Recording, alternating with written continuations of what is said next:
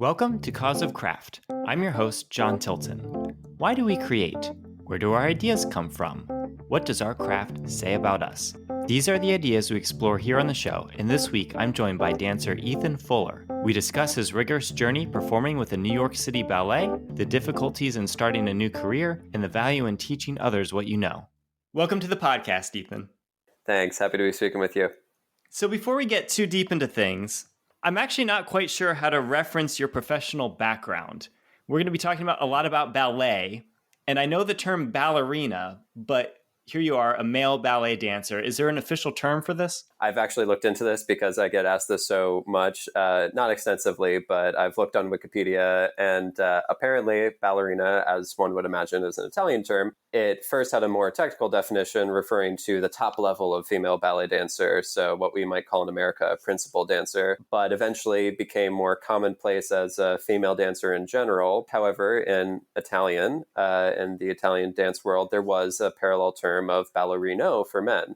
For some reason, only the former term ended up translating into the English-speaking world, and so now we're left with ballerina, and not a great alternative for the other because ballerino, for some reason, sounds silly to most people, and so we say male ballet dancer instead. So similarly, my just general knowledge of ballet is pretty lacking. I realized this when we were having a discussion prior to recording. You had mentioned some key figures, various historical aspects to the art form.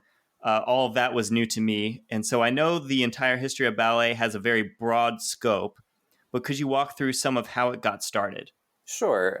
I can give a very brief version. Basically, classical dance, which is ballet, finds its origins in the Renaissance courts of Italy in the 15th and 16th centuries. Eventually, that was brought over to France, where it developed more in the 16th century by Catherine de' Medici. But to some degree, ballet really found its home, and a lot of its important heritage is from Russia. But it was in the 19th century with the choreographer Marius Petipa that really gave ballet its Russian identity. And so he choreographed some of the major classic works, most of them, in fact, of the ballet canon, a lot of them to the music of Tchaikovsky. It's from Petipa and Tchaikovsky that we get the classic works like The Nutcracker and Swan Lake and Sleeping Beauty. And so a lot of story ballets, but even some that are just more focused on the form. Other companies throughout the world start to come up. So the Royal Opera Ballet in in London, rather, the Copenhagen Ballet, the Royal Danish Ballet in Copenhagen, and then eventually some homegrown companies in America. And so that's where the company that I used to dance for comes in, the New York City Ballet, which was one of the first homegrown companies in America, founded in 1948 and by a man from Russia, so bringing some of that Russian identity to the American form, George Balanchine, but really sprouting a lot of the companies we now see around the country today. So this Balanchine, you've mentioned him to me before, and it sounds like he's been a pretty big influence. When did you first come across him? I first came across him, whether consciously or not, in the beginning, when I was about 11, working with a man who would be my major ballet teacher in my home state of Florida before I ended up moving to pursue ballet to New York later on. Few years later after that, when I was 12 and my older brother was 16, we both received opportunities to continue pursuing dance outside of Florida. At first, we were both invited to attend New York City Ballet's affiliated ballet academy called the School of American Ballet. And then shortly after that, I was also invited to go on tour with a Broadway musical called Billy Elliot. And after considering which I wanted to do, I ended up going on the musical and my brother to this school in New York, which is in short known as SAB. But not only did his going to SAB continue to expose me to who Balanchine was, and as he would talk of his studies there, I learned more and more about it. But in fact, one of my directors on the tour, the dance captain of this musical, also happened to be a former dancer for New York City Ballet. And that was really when my love for ballet really started to some degree. And I saw ballet as not only beautiful on stage, but even in the classroom, and just grew to love the practices of it and all of the steps of it. And I think something that Balanchine emphasized in his own teaching was the thought that went behind why he did certain things the way he did, why he was asking his dancers to move in those ways. Later on, when I was 16, I moved to New York to attend the same school my brother had, the School of American Ballet, which was founded by Balanchine, and taught his technique. And so continued to learn more about him through my time there, and then eventually went on to dance for the company that he founded, New York City Ballet. So 11 and 12 is when you're learning about this Balanchine and starting to understand and fall in love with ballet as an art form. That's pretty young, but it sounds like you started dancing even before that. What's the age where you first started doing any sort of ballet? I first began to take what are often called creative combo classes, which is basically a very accessible form of something similar to ballet mixed with things that will entertain children and instilling certain things in them, just like, musicality, rhythm, and, taking directions well. So I took some of those classes with maybe a few actual beginner ballet classes when I was 3 and 4. And probably not more than once or twice a week. And during that time, I also danced as one of the what they call party boys in our Nutcracker production in Orlando, not too far from where we lived, and was only doing that because my brother was actually dancing more seriously in it, as he was older than me, and so they let me be one of the little boys running around in the background. So that was my first time on stage. Was at that age. It's probably 4 by the time the Nutcracker actually came around.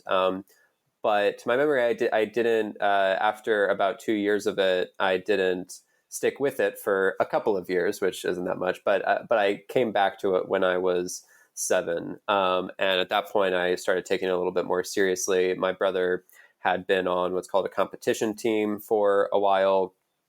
So this was at a type of studio that wasn't a strict ballet academy, but was offering dance in a variety of different styles. They would offer general classes for any person that wanted to come in and take a class, but they also then had, if you wanted, a competition team that you could sign up for, where you would go around, not usually too much travel, but around the state a little bit to compete in dance competitions that were usually focused on jazz and musical theater and lyrical and styles like that. Not too much ballet competing. Eventually, when I was 7, I joined their what they called petite team, their junior team, basically. After that point, I there was never a time that I then was not dancing regularly. So you take the short break from it when you're a kid for whatever reason, but would you say it was your brother specifically that you get back into it, or what was it at age 7 that appealed to you? We've had a couple of people on the show that got into their craft when they were very young, so I just feel strange answering these questions or asking these questions, because I'm like, well, when I was 7, if someone asked me what I did when I was 7 or what my thought process would be, I would just be like, I don't know, I was 7. Sure, sure. So I think I always was a bit precocious, so that to some degree plays into it. But at the same time, perhaps most dancers have a degree of what's the adjectival form, precocity, or the noun form. Uh, but just in the sense that the nature of the craft takes a large degree of discipline from a young age, a large degree of commitment, and often actually a entrance at a pretty young age as well. You need to begin training pretty young, and this is the case for certain other disciplines as well. Things like classical music. Usually, the younger you are when you start, the more likely it is that you can pursue that professionally. Children that start playing piano or violin at 12 or 14 are much, much less likely to ever pursue that professionally than those that start when they're very young. And same with, something like chess. And, there's not many people that can start playing chess at 14 and hope to pursue that professionally. You have to start when you're very young. And so most ballet dancers are the same way. For some reason, male dancers tend to be an exception, and there's some that start older and end up making it, but maybe that's because some of the physical demands of male dancing, at least in certain companies, are slightly less than They are for female dancers who have to be on point and different things like that. Men don't wear point shoes. Nonetheless, usually a young age. And so I don't remember exactly all of the thought process. As best as I can recreate it, it probably was a large degree of what you mentioned, wanting to follow my brother. Neither of us had much of a life outside of dance until dance entered into our life. We were both homeschooled. We didn't know too many people around our area. We didn't really have any friends in our town. We had one friend across our street. We had a decent family life, but at the same time, this was giving us something much more exciting to do. We had played some sports when we were much younger, but didn't keep up with that. And so this was something for us to do. And there were people our age and even people who were older than us, which was always appealing to me. I always acted like I was much older than I was when I was younger, and liked to hang out with older kids. And so this was an opportunity to be around those people, to be around my brother, to be around his friends, to be around kids my age.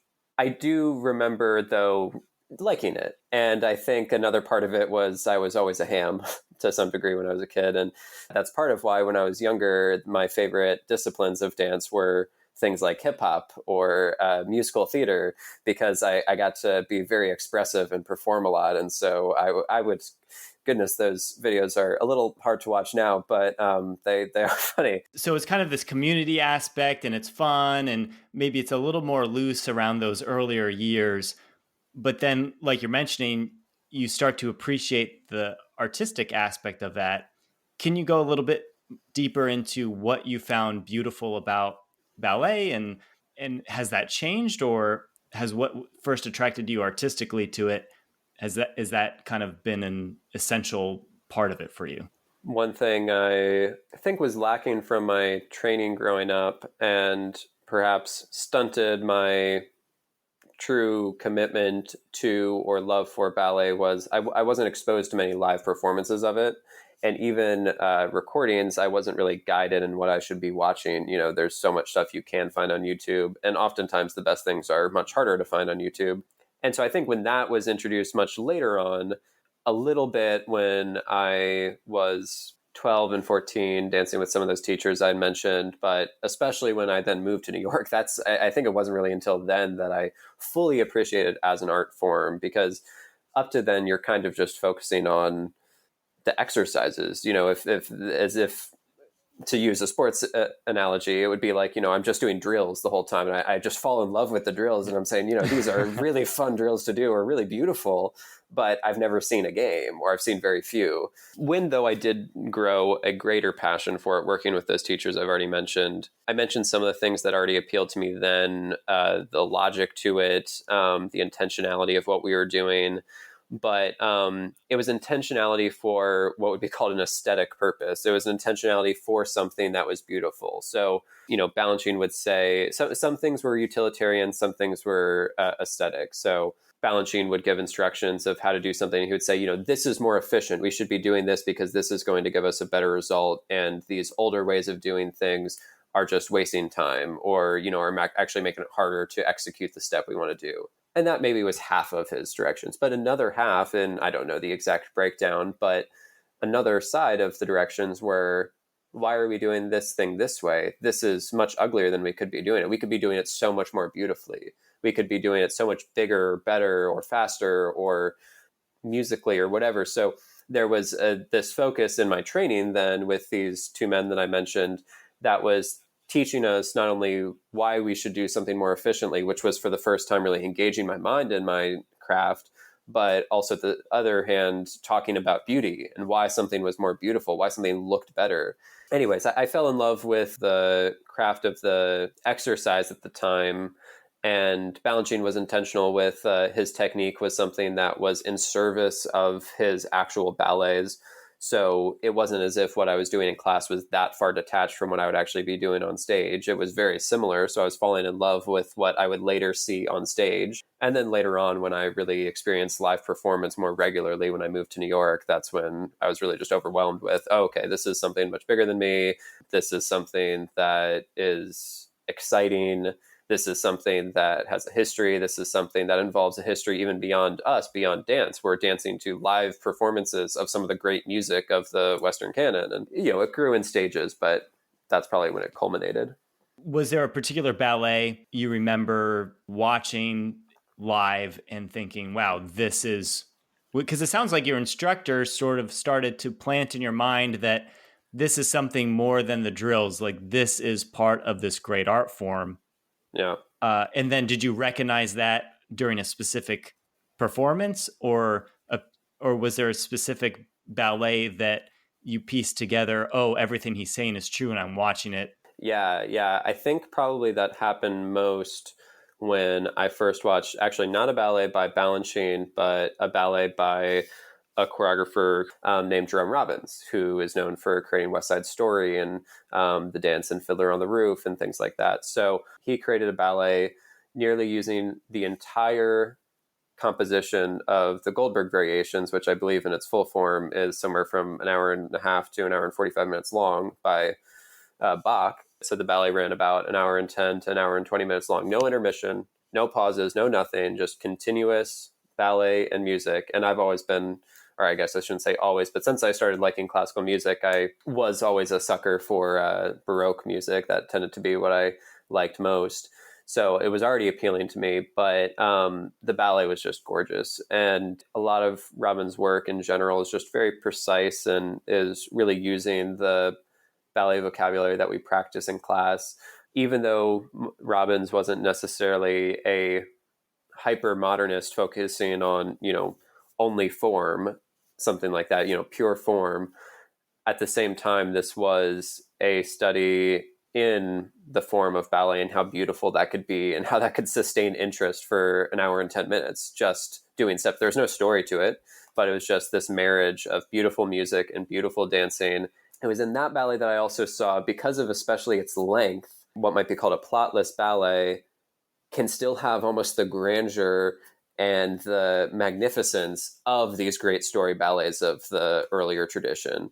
So you're mentioning there's different ways to approach creating a ballet, from having this plot tied to it to having something a little more free from the plot.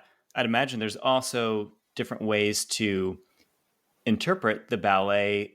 So it makes me think of classical music, where there's kind of a couple different approaches to how to handle it. There's the score that was created by the composer. You have the conductor who then interprets the score and performs it.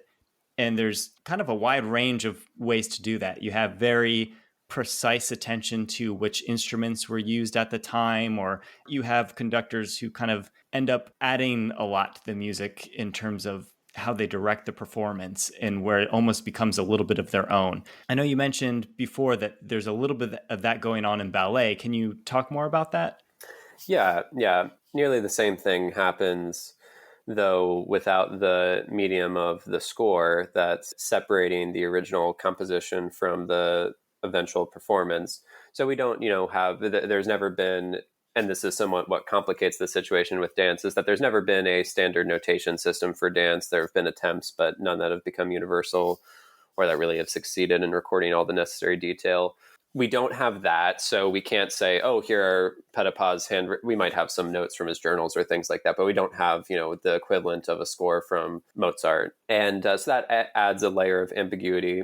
But even beyond that, there's still different philosophies to how we should approach it, even if we did have the exact original, which now, with the advent of video recordings, we do in a lot of cases. Even with some of Balanchine's work, we have, even though some of them are pretty early recordings that are low definition, that we still have a lot of videos of the first performances of a lot of his works, as well as, of course, new ballets that are choreographed at New York City Ballet or other companies. But even with that, then that still, is only putting us in the same place as the musicians to some degree, that we have replica of the original. And now what do we do with that? What's our responsibility? I don't know if the debate can be settled, or I'm at least a little skeptical that it can. I have arguments for why I think we should go in the favor of respecting the original intention of the creator of whatever we're talking about. But I think, it's going to be the same sort of debate that's raged over things like actual translation of works of different languages, of works of literature.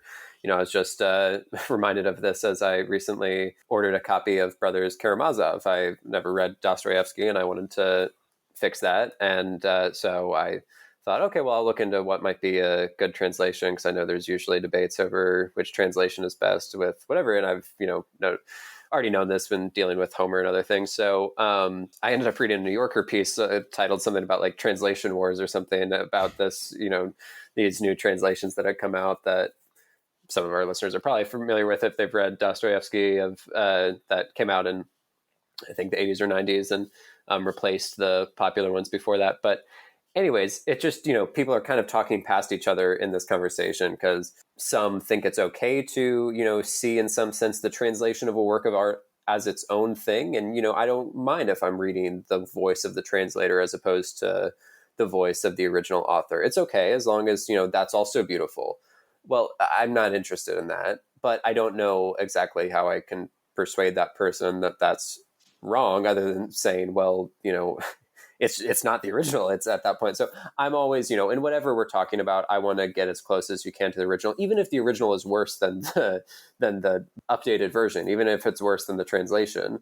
I would still rather, for at least historical purposes, be exposed to the original first before I play with any improvements upon it. So I want that in literature, I want that in music, and I want that in dance. The other thing is, who are the specialists here and what are their roles? So, there are different types of work that are artistic, but not every other type of artist is as creative, such as a dancer or such as an instrumentalist or such as a translator. There's a sense in which we're all engaged in a similar thing of enacting someone else's creative vision.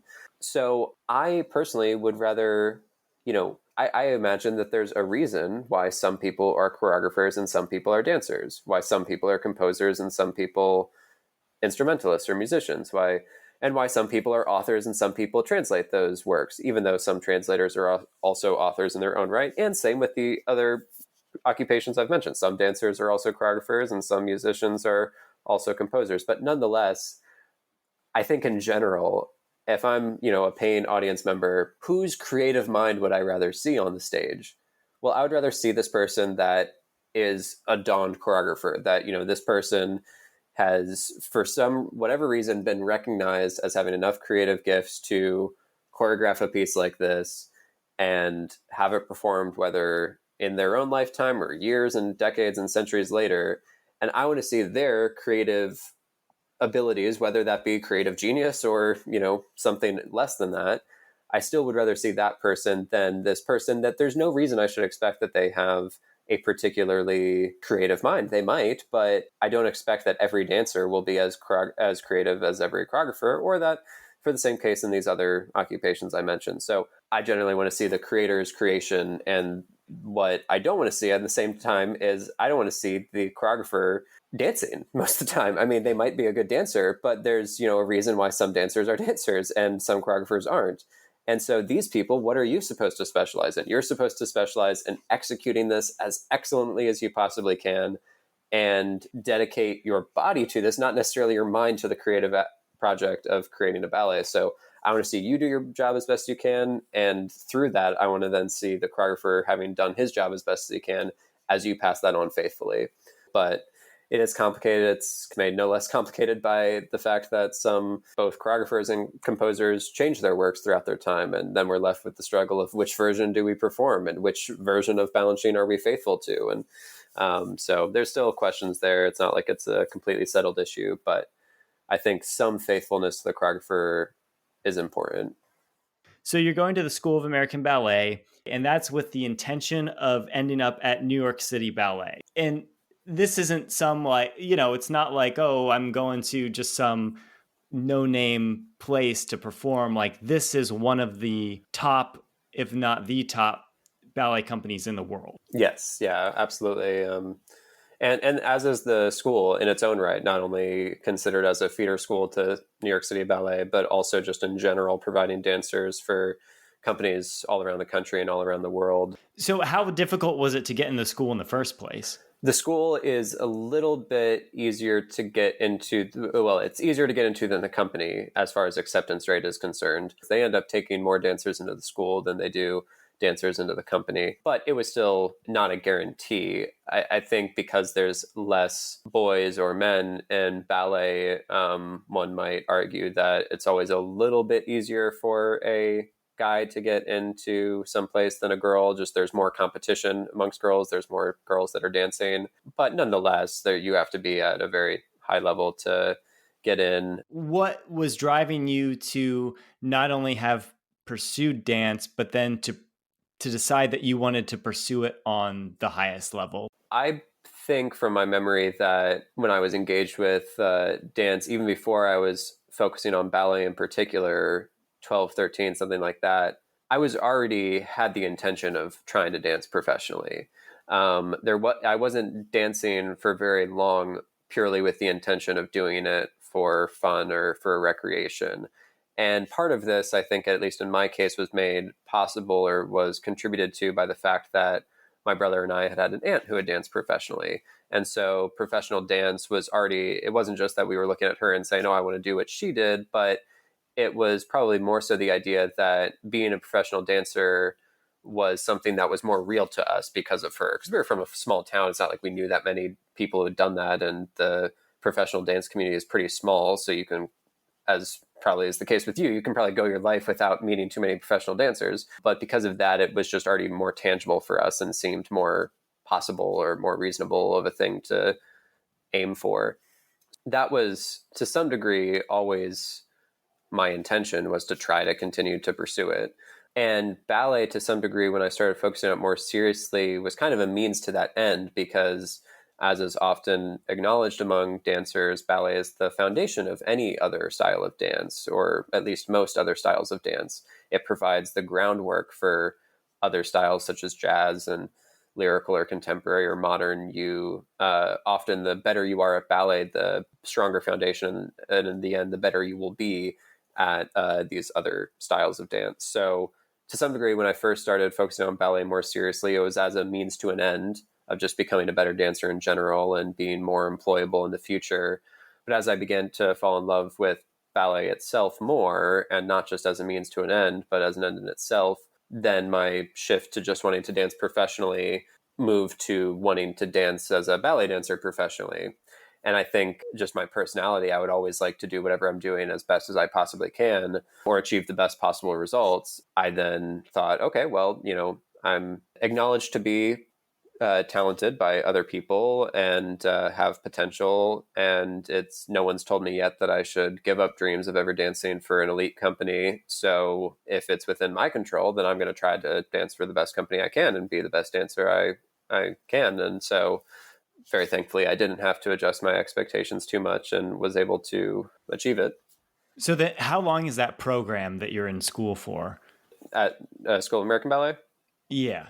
So that is a ballet academy that extends from, I think the earliest age they accept is maybe 6, and goes through the end of high school. Wow, so okay. you don't have to. It's not a set program. So you're just it's there. not collegiate. It doesn't have any academics involved or anything like that. So it's just a ballet academy, like a music academy or something. Okay, And so you can attend at any point. Generally, in order to get into the company, very few dancers have come in just for 1 year for their senior year of high school and gotten into the company. They do still accept people who are 17 and 18, but you're just kind of a little less likely to get in if they don't know you as well and you haven't had time to learn the technique as much. So that's why having that extra year being there for my junior and senior year of high school allowed them to know me a little longer and get more opportunities and learn how to dance in that style a little bit more, which I think made it more likely for me to get in than if I had just come for my last year.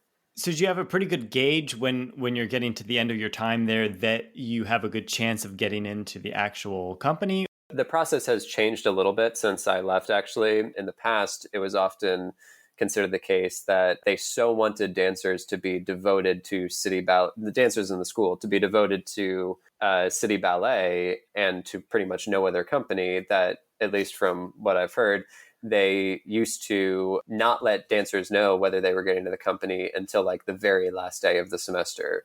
So that often meant that you were then, if you wanted any plan Bs, any backup opportunities of dancing with any other companies, you had to basically tell them, well, if you want me, you're going to have to wait until I hear back about this. And so keep me on your waiting list. but oftentimes companies weren't willing to do that. So dancers were in a somewhat bad position if they were holding out hope to get into City Ballet, and then on the last day of the semester they find out that they aren't getting in, and so then they have to just scramble to go to summer auditions to try to get in somewhere else. By the time I was there, the process had moved up a little bit. We found out by the start of the second semester of my last school year, and now things have changed even more. And as I said, a little bit of he's quite aware of the practical difficulties that students are in their senior year, and so is more intentional about giving students as much information as he can as early as he can, and also helping them with placement in other companies, which in the past was not something City Ballet and SAB was very concerned about. They only really cared about their own, which was a type of pride in their own institution, which I respect and admire, but in the end wasn't always the best for the dancers. But yeah, it sounds like the new way is probably more practical and helpful for everyone's end goal.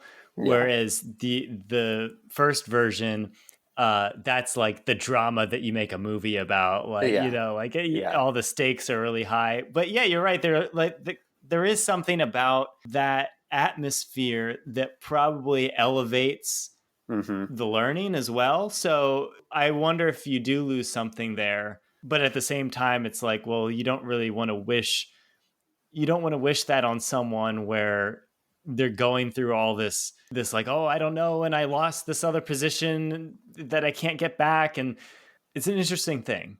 And how do they let you know? Like, is this a letter, a phone call? Like, it sounds like you kind of are brushing shoulders with the people who are in charge here. So are they like having an in-person discussion with you? What was the moment where you knew that you got into this very difficult place to get into? I'll speak about my process, what they did with my class. We all had meetings with the director of the school and a few other people. In the course of those meetings, the students that the director was interested in were basically tapped. They were told, you're on the list. So that was but at the same time, the director was still open to make any decision he wanted. It was not binding. I was told first then that it was very likely I was going to get in. And then at the end of the semester, after our spring performance, after this workshop performance I mentioned, a few days later, those students who did get in, which I think included all of the students that were told that they were on the list, all of those students were then called to, at this point, I think it was a group meeting with the director of the school, and the director of the company this time himself came. And we were all told that we had contracts. So because the school is so directly tied to it, I imagine a lot of the atmosphere actually ends up staying the same because so many people that currently or that had, I guess, graduated. What's the Sure. terminology you would use?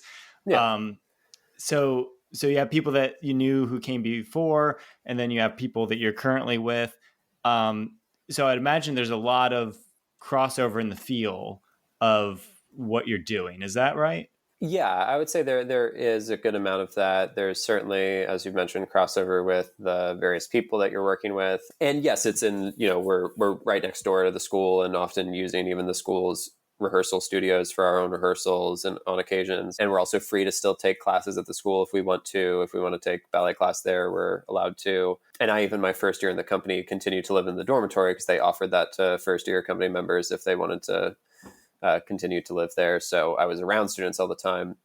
However, the only thing I would say is that the since you were saying the atmosphere of what we were doing though was very different. Although the style of dance was the same, we were doing the same ballets that we had learned in the school and whatnot. It was just a very different type of work in a variety of ways. One, the schedule was drastically different. The School of American Ballet does not have as rigorous of a schedule as many other schools do. And I think that's partly out of a concern for injury prevention, partly out of a concern for allowing students to have enough time to do academic things. And there's a variety of things that have led to that. But my schedule was often taking 1 to 2 classes a day, ballet classes at the school. And then when we would have performances, we would have sometimes rehearsals in the afternoon or evening as well. But it wasn't a full day of dancing. And from my first day in the company, I was dancing, company class starts at 10:30. And if we're in rehearsal period, we're rehearsing until, I forget the exact schedule, but usually like 7 or 8. And if we're performing, again, we're from 10:30 to when the show ends at 11 p.m. and have a dinner break. Very different demands, very different work schedule, and also just different type of atmosphere. One is a school that's trying to be encouraging to students, and even though it's not always the most encouraging, there's some teachers there that notoriously would always have girls leave in tears.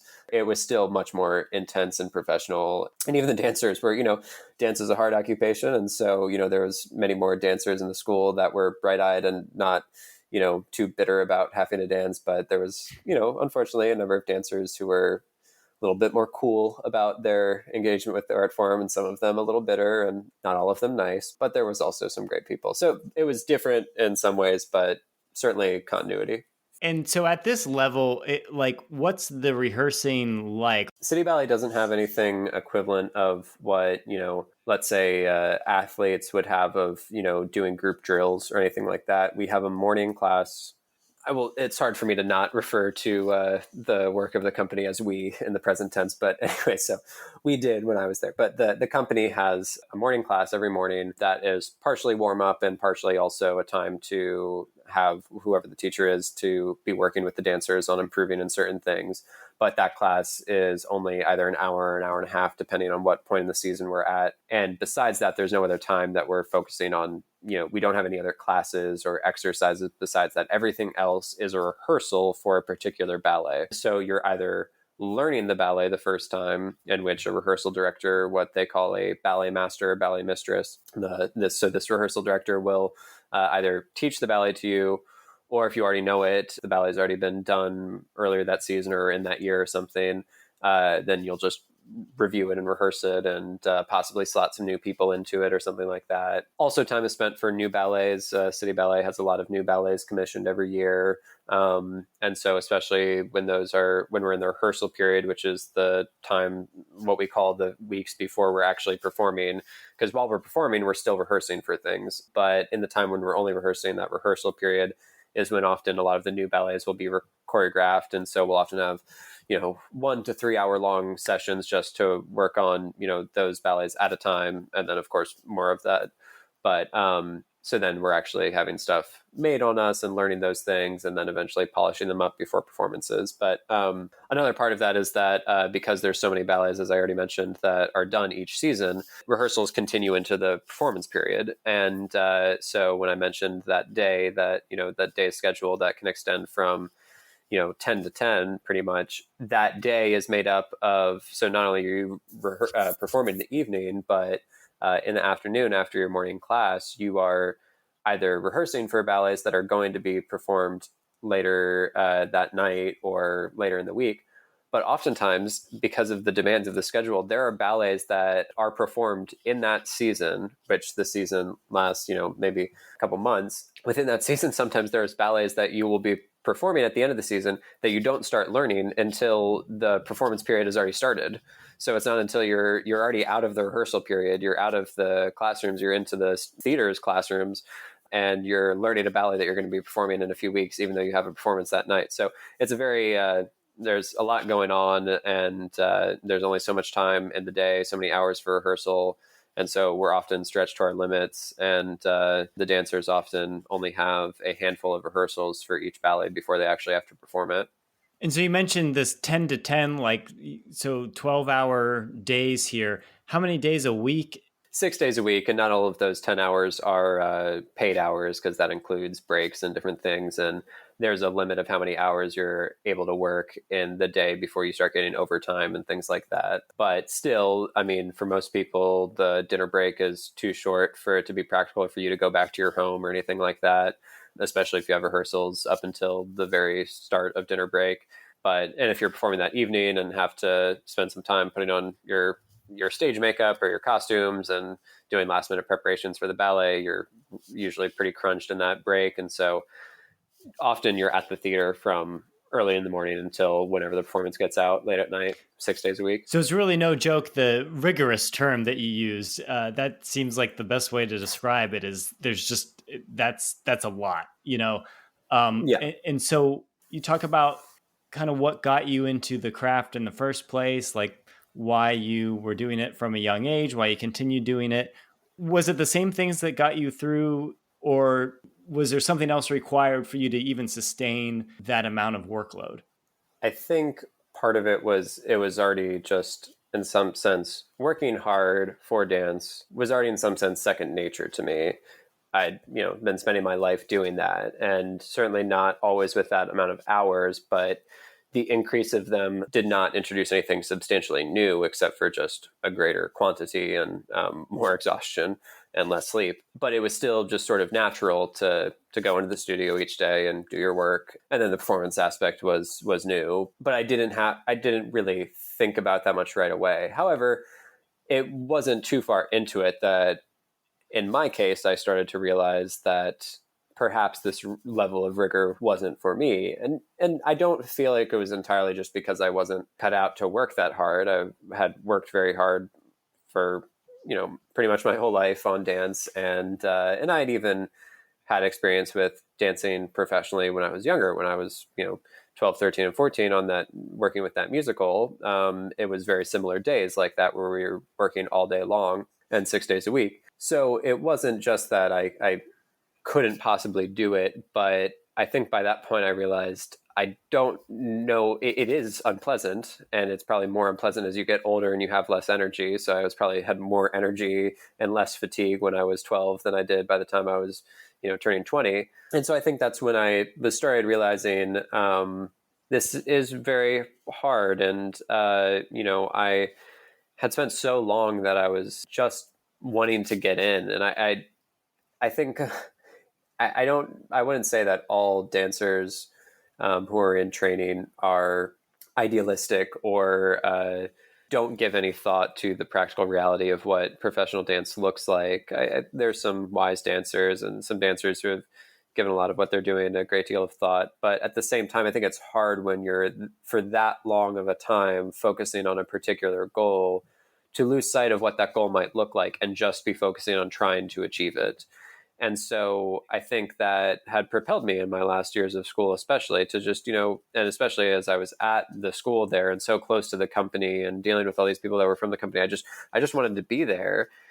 And then when I got there, it's not that it was just a disappointment per se, but it was just like, oh yeah, I forgot that it would still be work and that life wouldn't cease and just be nirvana after this.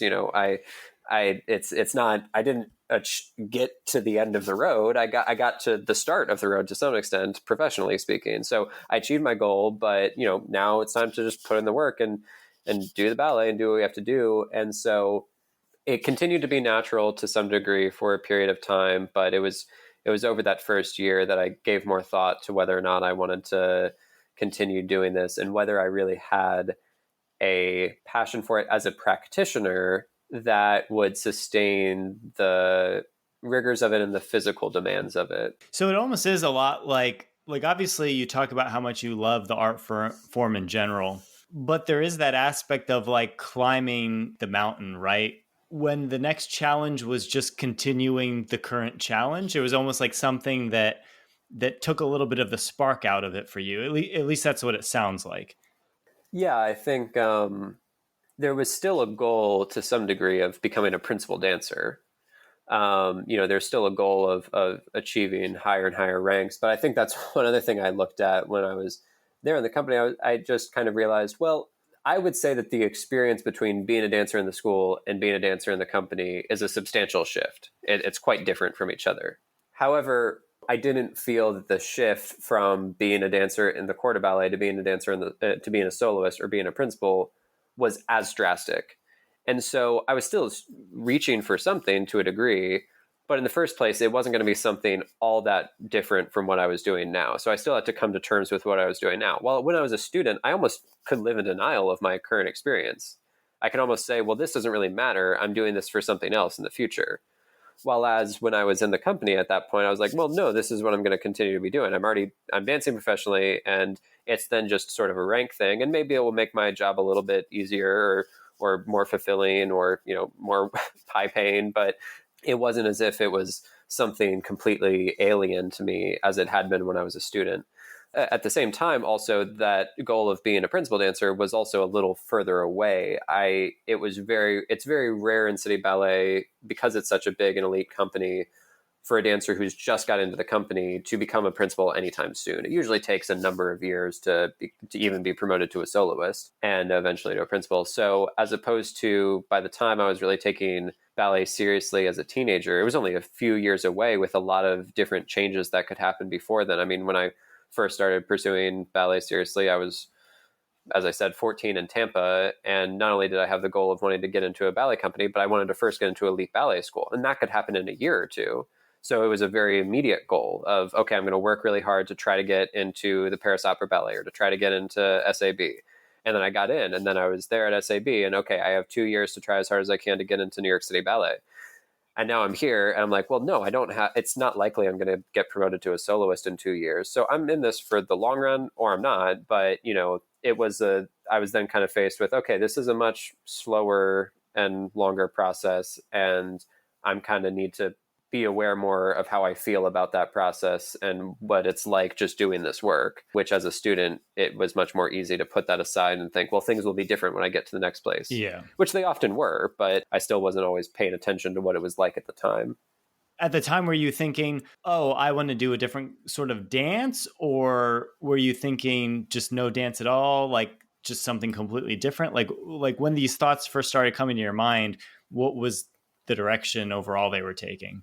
I think I may have given minor consideration to the possibility of dancing for a different ballet company or for switching to a different style. However, in the first case, just the idea of switching to a different ballet company, New York City Ballet was my favorite ballet company and was where I most wanted to dance. And being there didn't necessarily change my impression that it would have been where I most wanted to dance. I could be wrong. There might have been a ballet company that I would have been more happy at, but I didn't feel like it was particularly New York City Ballet's fault that I wasn't enjoying it. I felt like it was just part of the demands of being a professional ballet dancer. And if there was a company that was substantially less demanding where I would have been substantially happier, I probably wouldn't have been able to not look down on the work that that company produced, because I felt to some degree that this degree of commitment and work is what is required to produce such a great Yeah. product. So I wouldn't want to go somewhere where I wasn't asked that, because I wouldn't believe in it as much or be as passionate about it. So then as far as dancing in a different style, I think by that point I'd been committed to ballet for so long that I just had much less interest in any other type of dance. I could appreciate it to some degree as an audience member, and as my background was more mixed, I probably did have more knowledge of other styles of dance and contemporary than most of my ballet peers. But at the same time, I didn't. To me, it was kind of like, if I can't like this at its best and at my best, in the sense like this is what I most love as far as dance is concerned, what I've spent the most time in, and the company and the place I want to most do this. If that's not going to work, then why kid myself that anything else is going to, in that same realm, is going to work? So I kind of didn't consider those other options for too long, because I felt there was no logical reason why that would have worked out better. So I started to consider other career paths. So you have these thoughts of, well, I don't know if this is what I want to be doing. But then when it came down to it, was it difficult, or how difficult was it, I guess, to make that choice of, I'm going to leave this behind and pursue something completely different?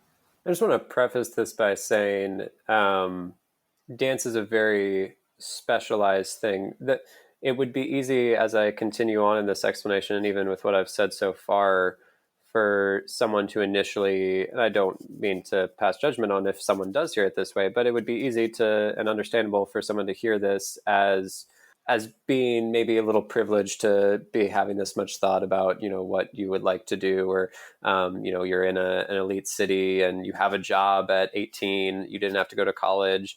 You're getting paid enough to live in New York, and you're saying, hey, I'm getting tired, or I don't know if I love this so much. And I agree that I don't think that's generally the best way to go about just thinking about jobs in general. There does need to be more practicality involved, and also an appreciation of where you are to some degree, and where you've been placed, and what opportunities you have in front of you. And you do need to consider what you like and what you love, but it's certainly a very new thing to have no appreciation for where you've been placed or what opportunities are in front of you. For instance, in the past, people would have just said, well, my father's a farmer and I'm going to be a farmer, this is the job that I have, or, the trade that's passed down from generations. So, however, dance is a very specialized thing, and it would be more like looking at a professional athlete and them saying, yeah, I hate basketball. I have no interest in basketball anymore. I don't like doing it. I'm playing for the Lakers or whatever, and I just don't like it. People would find that strange because you're not only are you in this position that's very hard to get into, but you're also devoting all of your time to doing it and doing it in a very public way. And you're telling reporters that, yeah, I'm just doing this as my day job. It's work, isn't it? It's good work. I get paid a lot, and I'm doing it to get money. People almost look down on athletes if they're just doing it for the money. They expect them to want to be devoted to the game and want to care about the fans and different things like that. So I don't think it's right to go off either side, but that's kind of how most dancers have to look at it to some degree, is that there's a lot of other people who want to be where you are. And it's a really sucky job if you're just doing it for the money, because it's really, really, really, really, really hard work. Not the hardest job or the worst job that you could have, but it's hard work and you don't get paid all that much. And you kind of can't help, because it's an art form, to feel false if you're not doing it with any engagement or any heart in it anymore.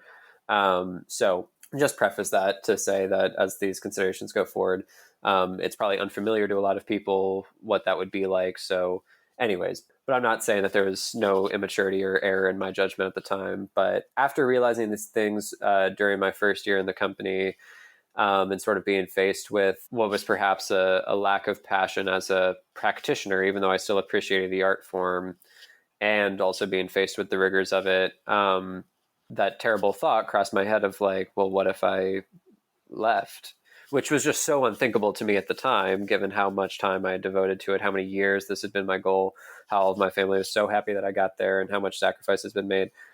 But I thought, well, what if I turn? I don't know if I'm enjoying this. And it took a while, and maybe not that long in the scheme of things, given how much time I had spent training. But through nearly that whole 2 years that I was there, it was all a workup to thinking about leaving. It didn't take me long to start thinking that I don't really like this, and I don't know if I want to stay. And it was at least a year and a half of wrestling with that. There was other factors involved as well as just the rigor of it and not enjoying it as a practitioner. I mean, I think I realized that my passion in the art form was probably a little bit more from a theoretical level. There was certainly something I enjoyed as a practitioner of it as well, but I think it's hard to divorce that entirely from the other things that were driving me before. Which was not only the intellectual appreciation I mentioned of it, but there's a lot of other things that before I had matured had driven me that then weren't driving me by the time I had gotten a little bit older. And, I've mentioned being precocious a number of times. I don't mention that at any point of pride, but it might be surprising to hear that for some listeners that there's certain stages of development I was going through a little bit earlier than most people. I was, as many dancers are, into some bad habits and partying and things like that earlier in life than other people were. From a much younger age, one of the main things I wanted out of life was to not have a boring life. Normality repulsed me, and I wanted to, be in this exciting occupation, live in an exciting place, and have a lot of attention and possibly fame, and so dance was something that brought that as well. Throughout this interview, I've been trying to focus on the more admirable things, but those were likewise other intentions that continued to drive me. And it wasn't until I really moved to New York, and as I both was getting a little bit older and just maybe maturing in some ways, but also one of the main things was coming to reappreciate my faith and becoming a more committed Christian, a lot of those other things faded. And I was sort of left then with just my feelings for dance itself. That was the only then motivation remaining at that point. And normality no longer repulsed me. And I would have been okay to have a regular job and have a family and things like that. And so it wasn't as urgent that I had to be doing dance anymore. And at the same time, I also then, after a few years, began to have desires for different type of work, and felt possibly driven to go to make Christian ministry a larger part of my life. And to the great dismay of a number of people, including some of my family, I did finally make that decision towards the during the winter season of my second year there, and finished out my time during the winter and spring and left after that. So yeah, I think that probably in a long-winded way answers your question of it was very difficult. I mean, I could go into more detail about that as far as the difficulty that caused with various relations. Not to blame my mother, be impatient with her, but it was very, very hard for her and strained our relationship for a while, just because of I wouldn't call her a dance mom in any way, but she had devoted a lot to my dance as well as that of my brothers, and it was a hard time for her not to see it as a sort of slap in the face to everything she and her family had done to help us. And one of her friends, I think at one point, had said to her something like, it'd be like if your son got into the Yankees and then left after a couple seasons. It's just this thing that you're so proud of and then so devastated to see them turn away from it so quickly. So I understand that. But yeah, so it's been difficult both for myself and dealing with it and thinking back on it and seeing if I'm still confident in the decision I made. And then it's been also difficult with relationships and teachers at the school, other things like that. So I would imagine it would take a while to become confident in that decision. And maybe it's still something that you're struggling with it now. Is that something that weighs on you in the back of your mind sometimes still, or have you been able to take the next step because now you've thrown yourself into kind of like a new craft? it hasn't haunted me too much. It rarely has. I think for one of the reasons is that if anytime I think back on, oh, well, what if I just stuck it out longer and my feelings eventually changed? Because I think that's the main thing. It's just like, was it just a really hard growing period or adjusting period? And what did it have changed after a while? I think one, I remember, first of all, how miserable I was during that. And just I wouldn't want to go through that even another year or another season. Two, I remember also, and I still know other dancers there that again, it's not that I think that they're all miserable, but I just know that, well, they're doing the same things that was making me miserable. And I don't think it's really just a matter of circumstances.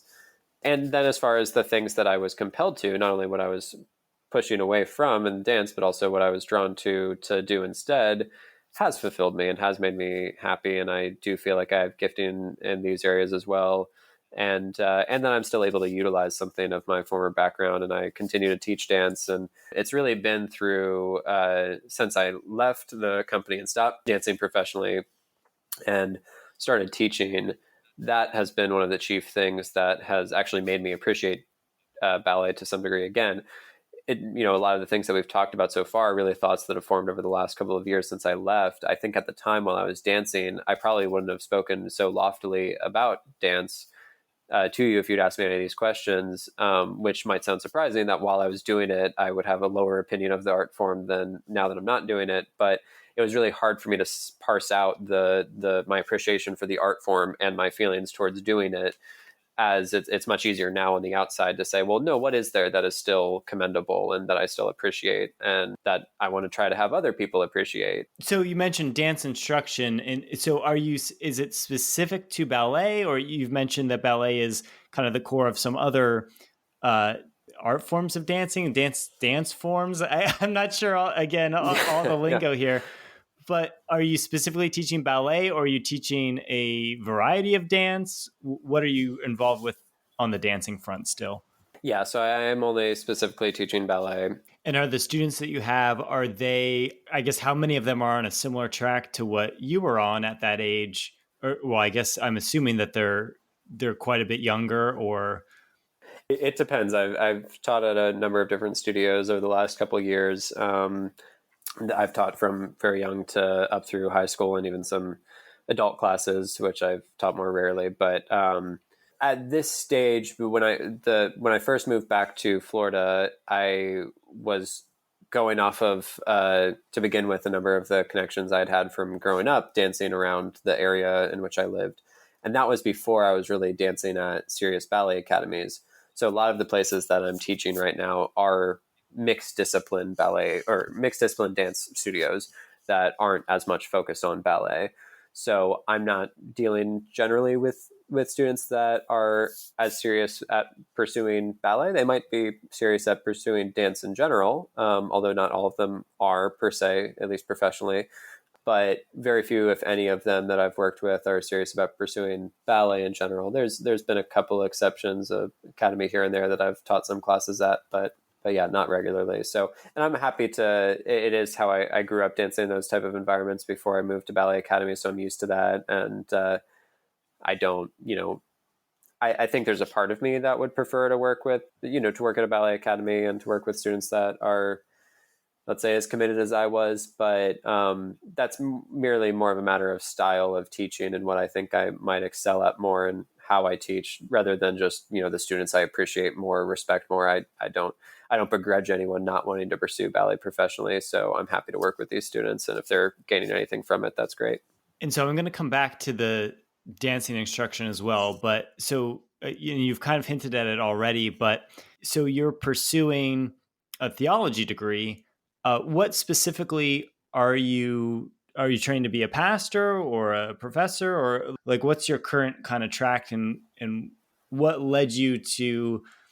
And again, you've hinted at this, but what led you to decide that this is now what you want to pursue? Sure. So the answer to the first part of your question is actually all of the above to some degree. And that, yes, a pastor, yes, a teacher, uh, and yes, not sure.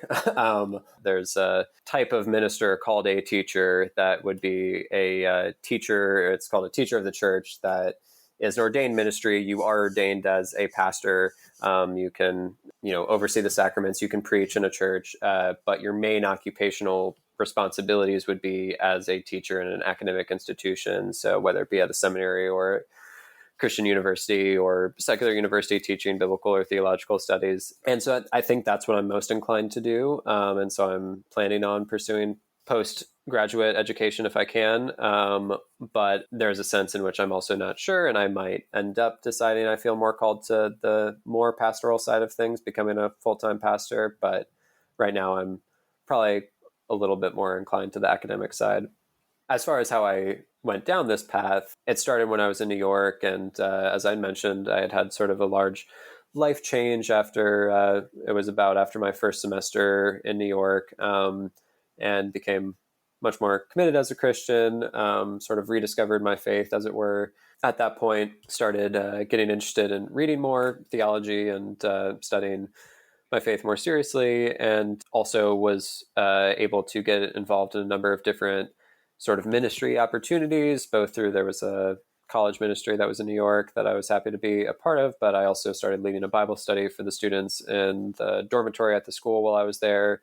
And all of those things sort of, one, led me to believe that I might have some gifting in these areas, but two, also I realized I really enjoyed this and didn't know if I would really want to do anything else. And so I wanted to see, I felt more and more what we would call called to the ministry, and eventually felt confident enough about that, both through my own experiences and through the affirmation of others, that decided to start pursuing that educationally. And now I'm in an undergraduate program which focuses on biblical and theological studies, but also has a good degree of liberal arts and other things. But hoping to go to seminary for that after this. Your answer to this question might change over time too, but you're doing the dance instruction now. Is that something that you want to keep that part of your life alive and kind of pursue both avenues? Because I would imagine you could teach less or more classes depending on how integral you want that to be in your kind of weekly life. For right now, the plan is basically to continue to do it while I'm in school, and then depending on the type of work I get after that, if I do get enough full-time work teaching or possibly preaching, depending on where I end up, then I will probably at that point set it aside. But I'm not opposed to the possibility of continuing to do it, but more likely than not, I'll be too busy with other teaching responsibilities if I do get a job in a university or something like that. So, but I'm very happy to have to be able to do it while I'm in school, and hope to continue doing it as I probably move out of state for grad school.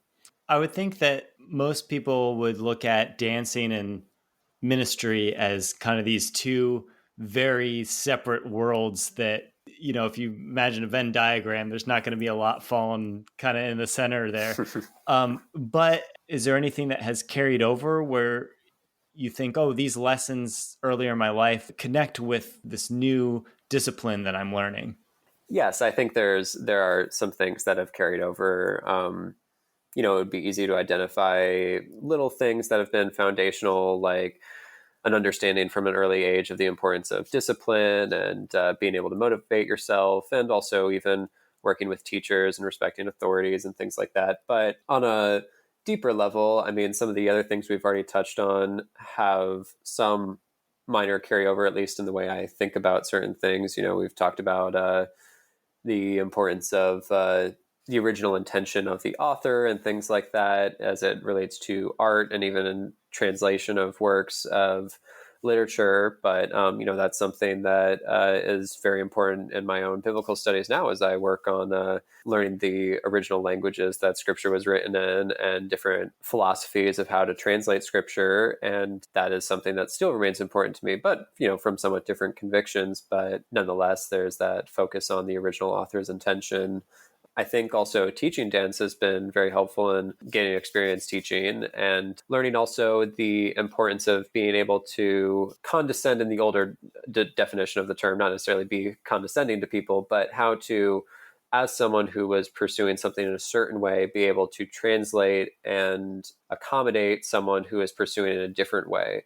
So in dance, that was something that was hard for me at first, as I was, we've already talked about the difference between pursuing it professionally versus not. And it was a little bit of a change to me when I was first coming out of the ballet company to then be teaching some students that really had no interest in taking dance any further. And there was lessons that had to be learned there of how to get my heart in the right place in order to teach them and not have any sort of snobbery about where I had been or what the importance of giving your whole life to ballet or anything like that, because I certainly ended up not giving my whole life to ballet. So who was I to criticize them for not doing that? But also even how to accommodate language and accommodate concepts and different things to people who had less experience. And so there's a certain sense in which I hope that some of those lessons will also be helpful as a teacher in other disciplines. And a lot of the stuff I'm studying right now is a very academic discussion of theology and of the Bible. And it's going to be important for me when I get out of school one day, and even while I'm in school, to understand the importance of accommodating other people that are not pursuing theology or biblical studies academically, and understand how to translate that well to other people and be able to speak to people who have a much different type of engagement with the same subject matter. Yeah, I think all that's really encouraging to anyone who, is considering or going through a transition in their own life, because, the career change that you're doing has a pretty profound difference between, career one and career two. Yeah, There's very few people, I think, who stay in one career their whole entire life. And so just hearing how you've been able to identify certain things that cross over, certain things that are valuable to you now that you learned through the first pursuit, I think that's encouraging to anyone who, is going through a change in their own life, because so much of life it's not just the discipline of like your particular craft or your particular job, whatever you're focused in.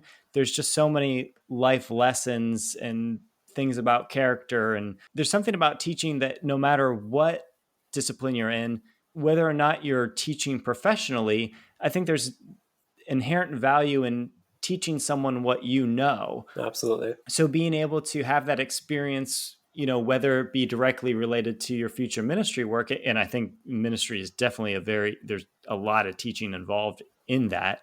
So I think it will cross over. But again, it's like going through the practice of being able to teach something that like the back of your hand. And like you said, understand where someone who doesn't know all the ins and outs is coming from and be able to communicate that. I think there's real value in that. So I enjoyed your perspective on that. I think that's helpful. Yeah, and I think you make a great point just about the not only the importance of understanding pedagogy in general for various types of teaching and how some of those skills cross over when you're talking about teaching different subjects, but I think it's important also what you're just saying about how teaching, even in a non-professional way, is helpful. And I think you might be hinting at just ways in which it's helpful even for learning things in general, that it can be an aid to comprehension in the first place. And that's one of the things that I try to already with my ballet students instill in them is just understanding how to have a sort of teacher's mind as a practitioner, as a student. I think that's one of the things that has helped me be if I might say, a good ballet teacher, is that as a student, I was already, and I mentioned this earlier, thinking through the logic behind what we were doing. I basically was thinking as a student of how would I teach this to someone else, or I'm teaching it to myself in a certain degree.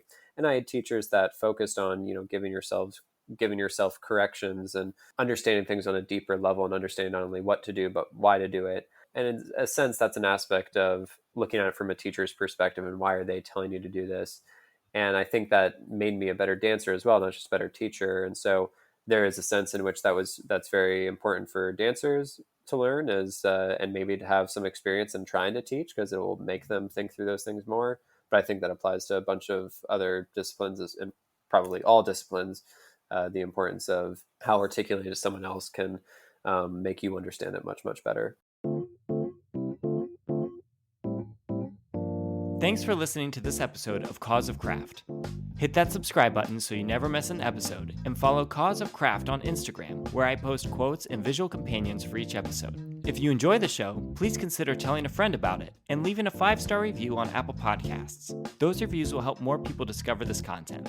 And if you have feedback, suggestions, or guest recommendations, send an email to john@causeofcraft.com. That's JON@causeofcraft.com. Thanks for listening, and see you next week.